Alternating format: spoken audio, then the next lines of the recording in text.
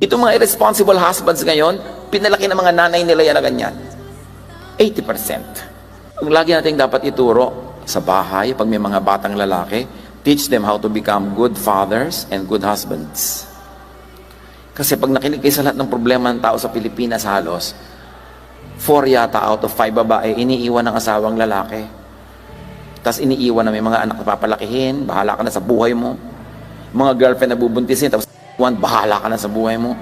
We must teach our men to become men. Because forever, boys. Sa maraming mga bahay, yung mga batang lalaki, basketball to death.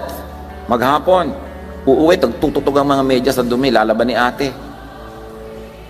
Tapos pagod na pagod, aakyat, anong pagkain? Nagluluto si ate, tsaka si nanay. So you will create another generation of spoiled men who will become irresponsible husbands. Ganun na nangyayari. Itong mga irresponsible